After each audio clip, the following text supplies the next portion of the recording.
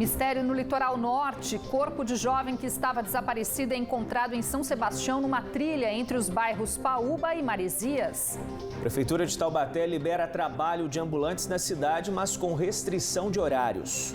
Católicos voltam a participar presencialmente das missas em Taubaté, cumprindo uma série de protocolos nas igrejas.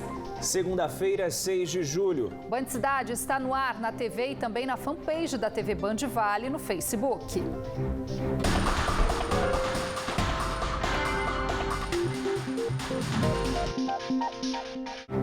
Olá, muito boa noite. Boa noite para você. Com 172 casos confirmados e 8 mortes por coronavírus, Caçapava atingiu neste fim de semana 100% de ocupação dos leitos de UTI destinados aos pacientes em tratamento da Covid-19. E é sobre esse assunto que a gente conversa ao vivo agora com o prefeito de Caçapava, Fernando Diniz, conectado via Skype com o Band Cidade. Seja bem-vindo, prefeito. Muito boa noite para o senhor.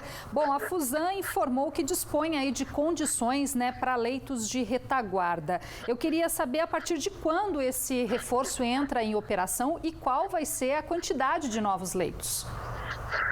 Boa noite, prazer falar com vocês, transmitir algumas notícias aqui de Caçapava e região.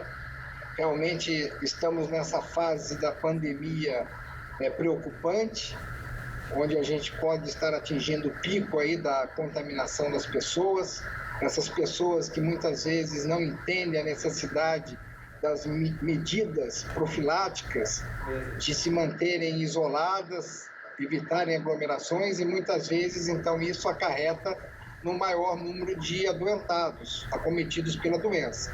Nós, desde o início da gestão, a gente já vinha num processo de melhoria do nosso hospital municipal, que é gerido pela Fusan, uma Fundação Municipal de Saúde, e nós vínhamos já com a tendência de aumentar o número de UTIs. Quando a de alguns leitos também no hospital. Quando a pandemia veio e nós tivemos esse primeiro impacto, o que nós fizemos foi acelerar essas obras para que nós pudéssemos dar uma melhor retaguarda ao nosso município. Então nós, dos leitos de UTI de 5, nós estamos dobrando o número de leitos de UTI. Das 5 UTIs, nós já temos 8 em funcionamento, mas normalmente essas UTIs já são ocupadas também, principalmente nessa fase de inverno, onde se acentuam as doenças respiratórias. Essas UTIs elas são ocupadas por outras características de doença também, por pessoas acometidas por outras enfermidades. Então nós temos ali 5 leitos dedicados ao Covid, 3 leitos dedicados a doenças de uma forma geral. Isso, logicamente, que há uma interseção colocando a pessoa quando precisa, dentro dessa UTI. A gente não é uma conta exata, mas realmente nós atingimos ali, nesse final de semana, principalmente, uma marca de todos os leitos ocupados. Prefeito, e como é que fica o atendimento para a população nesse momento? De 100% de ocupação dos leitos e até a conclusão dessa ampliação que o senhor comentou, de mais leitos, a oferta de mais leitos na cidade. Isso. Esses leitos, nós já fizemos mais 10 leitos, além dos leitos do hospital, nós temos na faixa de 70 leitos no hospital, mas para as diversas enfermidades. Então nós temos ali 10 leitos ampliados específicos para a Covid. E esses 10 leitos já estão em funcionamento também. Então nós temos já essa retaguarda em funcionamento. São 10 leitos de retaguarda, poderíamos chamar leitos semi-intensivos, Certo. Para o apoio à população. E mais ampliação da UTI.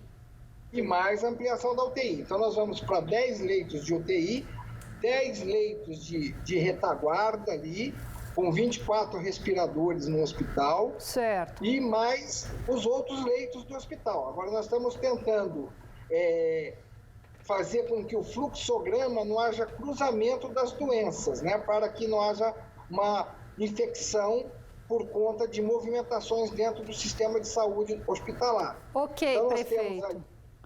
Tá bom, então. E o nosso tempo acabou. Obrigada por esclarecer as informações, viu? Muito boa noite para o senhor. Eu aqui agradeço a oportunidade. Muito obrigado e boa noite. Boa noite, prefeito. Boa noite. E 14 novas mortes por Covid-19 foram confirmadas hoje na região, que chegou aos 300 óbitos e passou dos 8 mil casos da doença. 8 mortes foram registradas só em São José dos Campos. As vítimas são 4 homens com idades entre 63 e 79 anos e 4 mulheres de 60, 62 e 83 anos. Outras 4 mortes foram no litoral norte, 2 em Ubatuba e 2 em Caraguatatuba. Santa Branca também registrou uma morte e Taubaté confirmou o 21º óbito por Covid-19 nesta segunda-feira de uma idosa de 63 anos. A cidade ainda contabiliza 722 casos da doença. E a Prefeitura de Taubaté começou hoje a busca ativa de casos de Covid na população de rua. A equipe do consultório de rua esteve no Parque Barbosa de Oliveira, ao lado da Rodoviária Velha. A ação deve ocorrer durante toda a semana, sempre no período da manhã. Até o momento, Taubaté realizou 6.500 testes, sendo 5.000 testes rápidos e 1.500 do tipo RT-PCR. Segundo a Prefeitura, a aplicação de testes rápidos segue critérios técnicos e ocorre em pontos estratégicos, com grupos de alta exposição, como os taxistas e outros profissionais de atendimento ao público.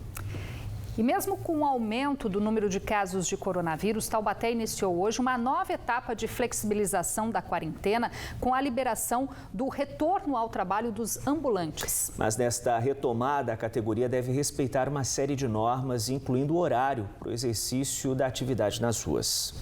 O aroma da pipoca quentinha do seu Zezinho voltou a ser sentido na Praça Santa Terezinha, em Taubaté.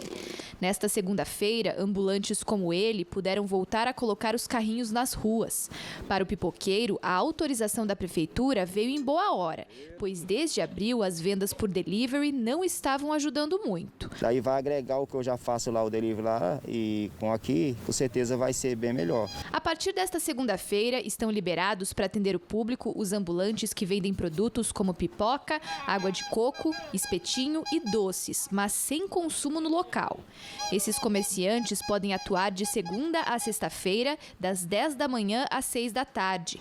Mas alguns não gostaram muito desse horário. Que seria o horário ideal para nós, a partir das 4 horas. Das 4 às 10 é um horário que a gente precisa para vender. Que a gente sempre conhece a freguesia, né, 11 anos aqui, porque aí eu vou ficar muito tempo exposto ao sol e aí a gente não vai se cansar muito e não vai vender quase nada. A partir da segunda-feira que vem, 13 de julho, começa uma segunda etapa que libera os ambulantes de lanche. Esses comerciantes poderão atuar de segunda a sexta-feira, das 7 da noite à 1 da manhã. De acordo com a Prefeitura, a retomada acontece de forma gradual para evitar aglomerações. A gente propôs esse modelo de trabalho justamente para intercalar, porque o número de ambulantes distribuídos na nossa cidade é alto e se todos eles trabalhassem ao mesmo tempo, configuraria uma aglomeração inevitável.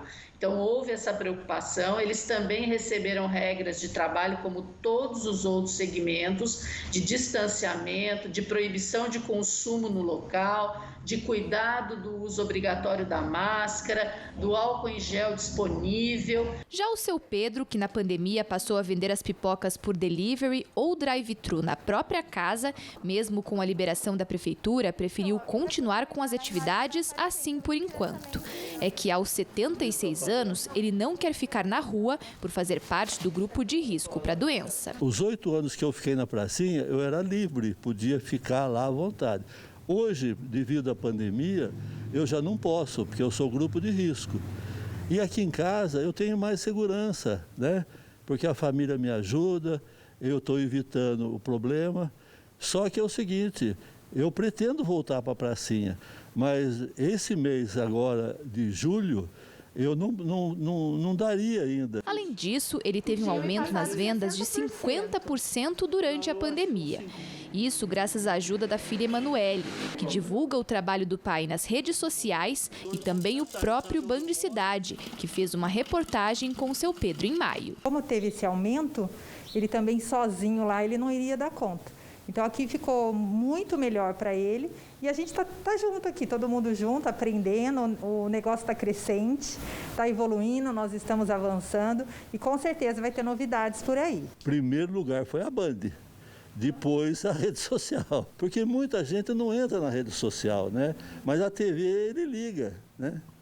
Então é interessante essa venda que começamos aqui em casa, que está dando certo.